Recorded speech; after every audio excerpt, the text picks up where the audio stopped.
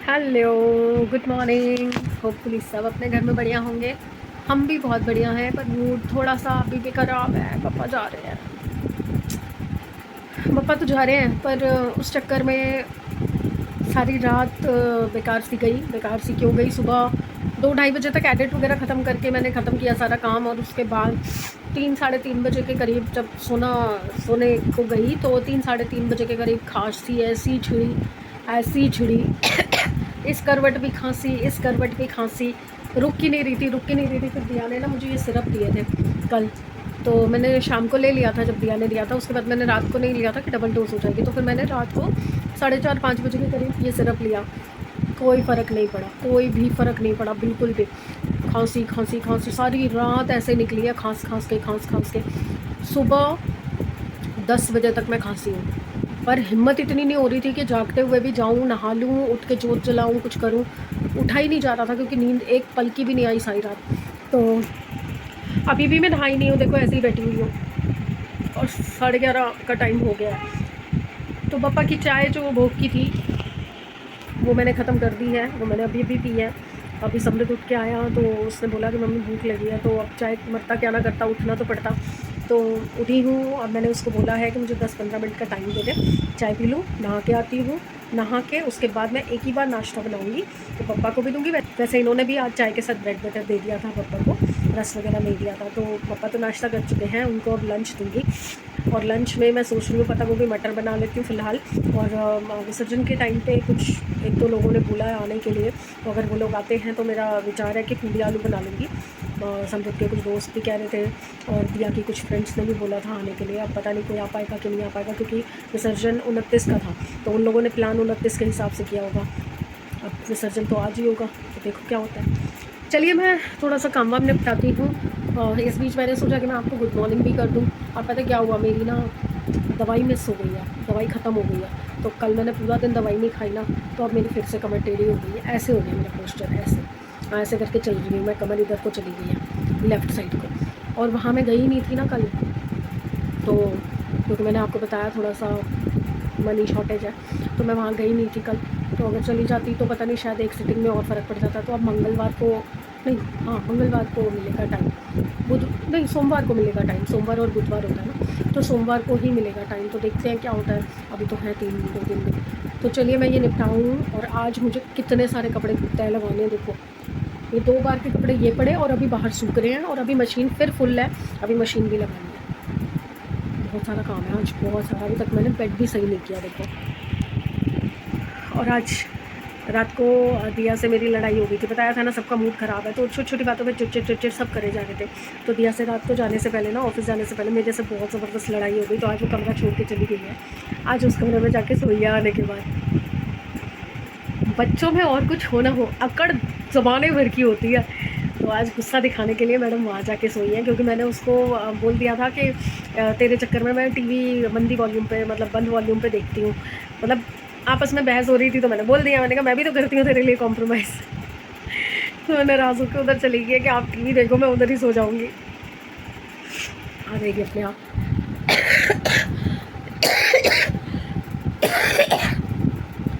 ज़िंदगी हराम कर रखी है इस खांसी ने।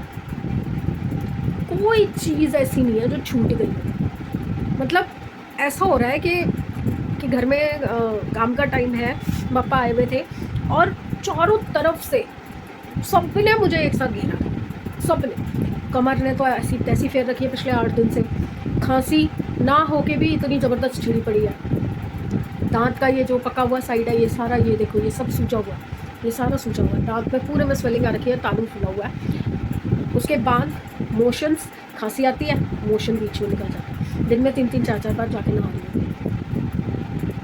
अति कर रखी है, पर मैं भी हिम्मत नहीं छोड़ती, लड़ती हूँ पूरी तरह से। आ जाओ जिसको आना है, कोई बात नहीं। मैं पापा के आगे कान पकड़ लूँगी कि थोड़ा लेट हो गया पापा, सॉरी। वो समझते हैं सब, तुम जो करना है करो मेरे साथ, है ना। क्या है वो डायलॉग, हिम्मत मर्दा मदद खुदा। हाँ याद, चलो आती हूँ।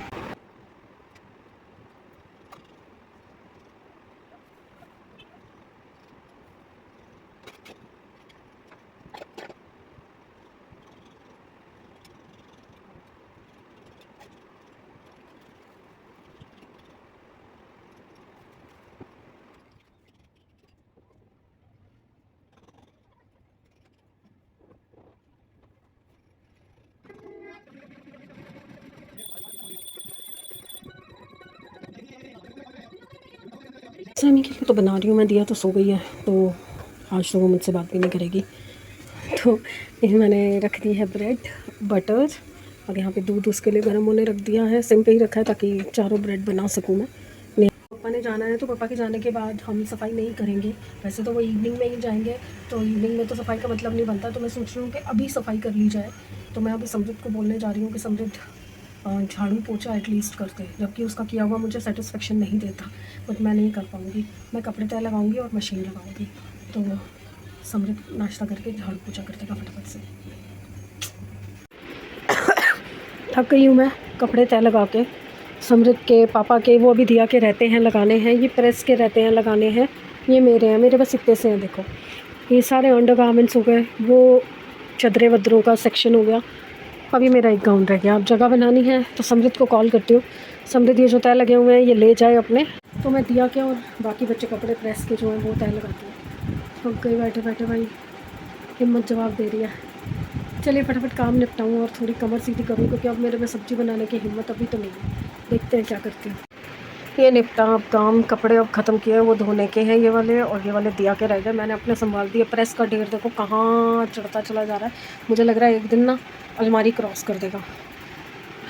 और ये भैया लगा रहे हैं झाड़ू, इनको आज झाड़ू पोछे की ड्यूटी दी है मैंने। फ़ोन छोड़ना पड़ता है भाई साहब, बिना फ़ोन छोड़ फ़ोन, वीडियो में आज मार खाता दिखेगा तू। हेलो, काम शुरू एज ऑलवेज, काम करते हुए ही मैं ज़्यादातर वीडियो करना पसंद करती हूँ।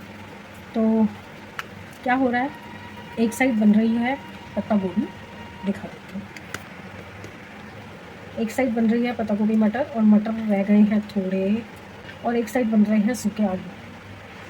क्यों? क्योंकि आपको तो पता ही है सैमी नहीं खाता ये सारी चीज़ें, तो सैमी के लिए बनेंगे आलू और हमारे लिए बनेंगे पत्ता गोभी मटर। पर मुझे ना मटर गोभी में ना ज़्यादा अच्छे लगते हैं, तो 10 मिनट का मुझे वेट रहेगा कि 10 मिनट में ब्लिंकिट करके और मटर मंगाए जाए, तभी बनाने में मज़ा आएगा। चलिए मिलते हैं 10 मिनट के ब्रेक के बाद। Welcome back. ब्रेक के बाद आ गए हैं मटर, धनिया, दूध और ब्रेड, और 4 ही चीज़ें मंगवाई हैं क्योंकि ज़्यादा चीज़ों की ज़रूरत नहीं है। ब्रेड ख़त्म है तो ब्रेड मंगवा दी, मटर मंगवा दिए।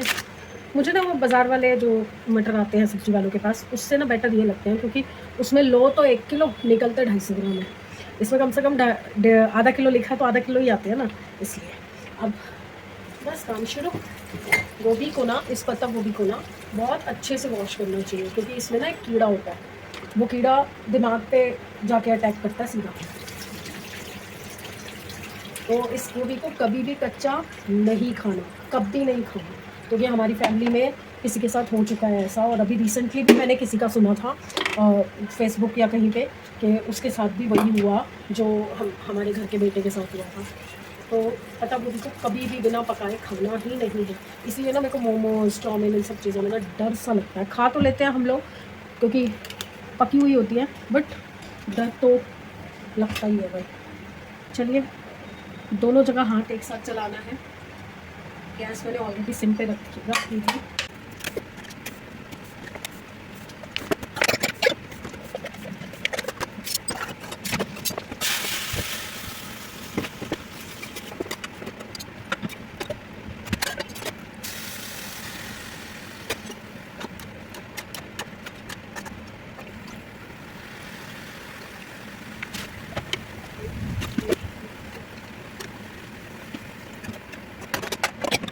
दोनों सब्जी रख दी है, सिम पे कर दी है।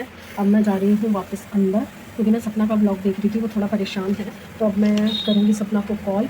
और जो मेरे दिमाग में एक चीज़ आई है, जो उनके कोलैब्स आने बंद हो गए हैं, किस वजह से बंद हुए होंगे, वो मैं उनसे बात करती हूँ और उनको बताती हूँ कि उसका क्या सोल्यूशन वो शायद कर सकते हैं। पापा को भोग लगाने के बाद हम अपना भोग लगाने बैठ गए हैं। दिया सो रही है, तो हम दोनों मम्मी और बेटा नंगू पंगू बैठे बैठे, टाइम का पता ही नहीं चला।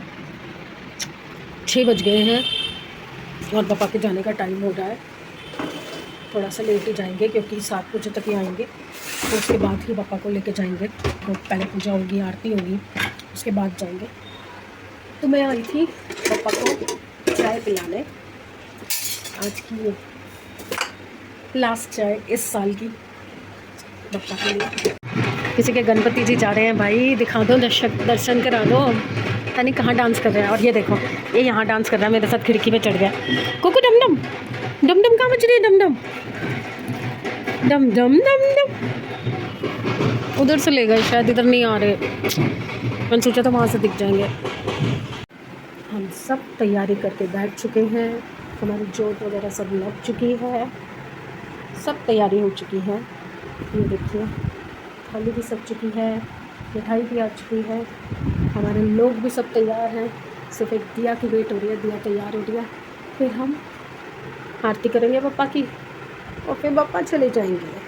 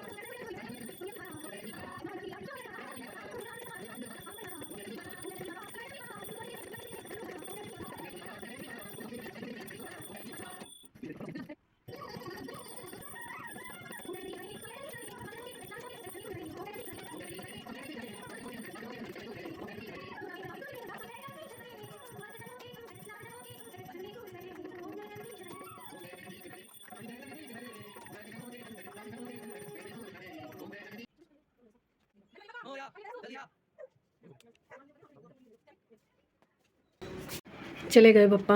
और देखिए क्या रौनक, क्या रूप दिखाई दे रहा है इस वक्त मुझे जोत का। पप्पा जाते जाते कितना सुंदर, कितना मतलब चकाचौंध वाली रोशनी हो रही है इस वक्त उनके आसन पे, इतना प्रकाश है। टचवुड, पप्पा मेहर करना दाता। चले गए पप्पा। एक्चुअली मैं नहीं जा पाई हूँ क्योंकि कमर में दर्द है और यहाँ से ना पैदल का जो रास्ता है थोड़ी दूर पड़ता है, नहर का है तो यहीं थोड़ा सा आगे चल के नहर है पर थोड़ी दूर पड़ती है, तो इसलिए मैं नहीं गई हूँ।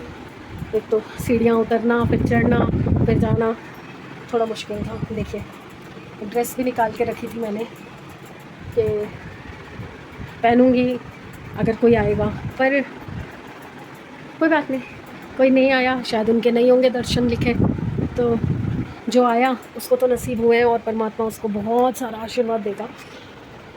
कहते हैं ना, ऐसे वक्त पे दुख में किसी का दुख पता चले या किसी की खुशी पता चले तो उसमें ना अपनी ईगो, अपना घमंड, अपनी जो नाराज़गी, उन सब चीज़ों को साइड में रख के ना वहाँ जाना चाहिए। दुख हो तो दुख में उसके साथ शरीक होना चाहिए, खुशी हो तो खुशी मनानी चाहिए। पर नहीं, आजकल लोगों को अपने घमंड, अपनी ईगो, अपना जो जिसको आजकल वो स्वाभिमान कहते हैं, जो कि स्वाभिमान नहीं होता, अभिमान होता है, उसका इतना मान है, उसका इतना ज़्यादा घमंड है कि वो भगवान को भी कुछ नहीं समझते उसके आगे। मतलब मैंने ओपन इनविटेशन सबके लिए दिया था क्योंकि नया घर था, तो मैं ऐसे एक एक करके सबको नहीं बुला सकती थी, मतलब सबको एक एक करके इनवाइट नहीं भेज पा रही थी क्योंकि कोई ओकेजन नहीं किया मैंने, कोई मतलब गृह प्रवेश या ऐसा कुछ नहीं किया ग्रैंड लेवल पे। तो मैं यही सोच रही थी कि ये 11 दिन हैं तो किसी ना किसी एक दिन तो किसी ना किसी का नंबर लग जाएगा, तो वो लोग आ जाएंगे, दर्शन भी कर जाएंगे। और जो नहीं आए मैं उनके लिए भी यही मांग रही हूँ दाता से कि दादा सद्बुद्धि देना। अगर कोई बिना मतलब की नाराज़गी रख के बैठा है तो उसको दूर करना और बस प्यार बढ़ाना, इज़्ज़त बढ़ाना लोगों की आपस में, और जो नाराज़गियाँ हैं उनको दूर करना, ताकि अगले साल जब आप आओ तो आपको लाने में भी इतनी रौनक हो कि लोग देखते रह जाएँ, और जाने में भी इतनी रौनक हो कि लोग देखते रह जाएँ। हर साल हम 4 लोग होते हैं। अभी तो मैं 1-2 साल से नहीं जा पा रही हूँ पापा को विदा करने, वरना मैं भी वहाँ जाती थी। वहाँ पे ढोल वगैरह होते थे, तो हम लोग ढोल बजवाते थे, नाचते थे और फिर उनको विदा करते थे, और लाते वक्त भी ऐसे ही होता था। तो हम 4 ही लोग होते थे हमेशा, हमारे साथ कोई 5वां नहीं आया कभी भी। अब मैं चाहती हूँ कि बस यार बहुत हो गया, कितना घमंड रखोगे, कितनी ईगो रखोगे, कितनी नाराज़गियाँ पालोगे दिल के अंदर। अगर एक हाथ मैंने बढ़ाया है, एक आवाज़ मैंने लगाई है, तो आप मौका था, उस मौके पे आके उन चीज़ों को ख़त्म कर सकते थे। पर हाँ, कोई नहीं ख़त्म करना चाहता दिल से, तो फिर क्या ही किया जा सकता है, तो छोड़ो। पर ये पता चल जाता है इस ऐसे वक्त में ना, ये पता चल जाता है किसी के दुःख में या किसी की खुशी में, जो कहने को अपने कहलाते हैं ना, कोई अपना नहीं होता। आप कितना ही उनकी खुशियों में शामिल हो लो, कितना ही जेस्चर कर लो अच्छे से अच्छा, कोई फ़र्क नहीं पड़ता किसी को। एक मौका मिलते ही ना लोग अपनी सही वो चीज़ दिखा देते हैं। मैं वर्ड यूज़ नहीं करना चाहती क्योंकि वो वर्ड थोड़ा सा ऑकवर्ड हो जाएगा, बट वो वर्ड यूज़ नहीं करना चाहती, बट बस अपनी वो दिखा देते हैं कि भाई हाँ, हमें कोई फ़र्क नहीं पड़ता, ना किसी के होने से, ना किसी के ना होने से। तो ठीक है, वो देख रहा है। मैंने अपने लिए नहीं बुलाया किसी को। मैं मर रही हूँ, जी रही हूँ, मैं किसी को नहीं बुलाती, कभी नहीं बुलाती। ना एक्सपेक्ट करती हूँ कि कोई आके मेरे पैर दबाए या मेरी सेवा करे। पर ये जो 11 दिन थे ना, 10 दिन थे, आज 10वां ही दिन है। ये जो 10 दिन थे ना, वो मेरे लिए नहीं थे, वो उनके लिए थे कि आते, इसी बहाने गिले शिकवे दूर होते, पापा के दर्शन होते, आशीर्वाद मिलता। ठीक है, कोई बात नहीं। अभी मेरा मन इमोशनल है क्योंकि पापा चले गए हैं, तो अब 1 साल वेट करना पड़ेगा उनका भी आने के लिए, क्योंकि और तो कोई आता नहीं। पप्पा आए थे, बहुत अच्छा लगा था। अभी मैंने समृद्ध को बोला है कि वहाँ जाके जब आरती करेंगे या विसर्जन करेंगे तो उसकी वीडियो बना के लाए, क्योंकि मैं तो नहीं जा पाई, तो वो बनाएंगे। तो मैं थोड़ा सा अपना मी टाइम लूँगी, थोड़ा सा उदास हूँ, फिर आपसे मिलूँगी।